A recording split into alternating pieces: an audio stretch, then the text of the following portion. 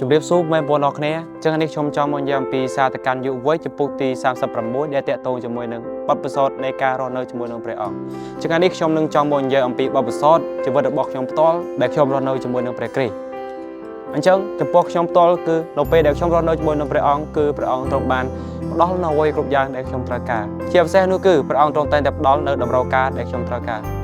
เชียบแซ่คือจอดดอกดังเหิมไปออกตรงแต่ดับดอลเอ้ยไปยืนรอเนี่ยปีมือไงตัวมือไงอันจังชีวิตบ่ยืงจังสตรองคือสัตว์นอเลอพระองค์ตรงสลายยืงรกเนี่ยเติมพระองค์ตรงบานเฮียนเลี้ยบองเนอไว้กรบยางแดยืงตรอกาโดยเฉพาะจอลตึกจำในอาหารอันหนึ่งไว้กรบยางเตี้ยได้ยืงตรอกาพระองค์ตรงบนบานอ้อยโกนบอตรงอัดเคลียนหมดเลยจังเฮ้ยสำหรับยืงรกเนี่ย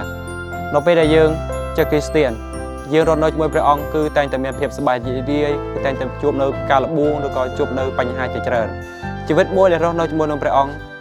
คือเวียนเป็นเรื่องโซโลเตสมัยแต่พระองค์ก็ตราสตังละบูโดยเคลียยืงเชียมนุษย์ธรรมดา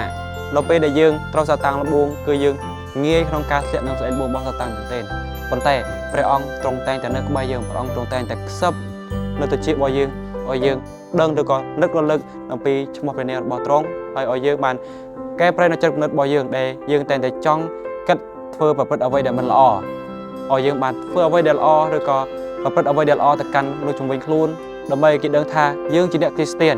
គឺយើងតែងតែមានចរិតលក្ខណៈល្អឬក៏ប្រព្រឹត្តអ្វីដែលល្អទៅកាន់អ្នកដទៃអញ្ចឹងហើយនេះខ្ញុំនឹងលើកមកចំណុចខ្លះៗដែលយើងមិនគួរធ្វើនៅពេលដែលយើងជាអ្នកគ្រីស្ទាន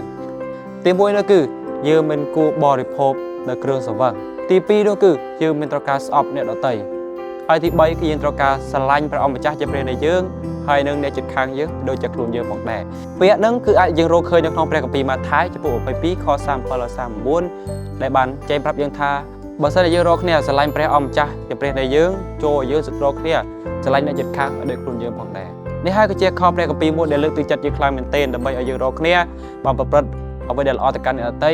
ដូចជាព្រះអង្គទ្រង់បានស្រឡាញ់យើងរកគ្នាតើចាំថាព្រះយេស៊ូវទ្រង់បានហ៊ានលះបង់នៅជីវិតរបស់ទ្រង់ដើម្បីមកសង្កត់ចំពោះយើងរកគ្នាដែលពួកយើងជាមនុស្សមានបាបអញ្ចឹងមុនពេលដែលគេយកព្រះអង្គទៅឆ្កាងគឺព្រះអង្គទ្រង់វេទនាខ្លាំងមែនទែនគឺត្រូវគេវាយដំគឺត្រូវគេធ្វើបាបប៉ុន្តែព្រះអង្គទ្រង់បានស្អប់ពើមពួកគេទេព្រះអង្គបាននិយាយពាក្យថា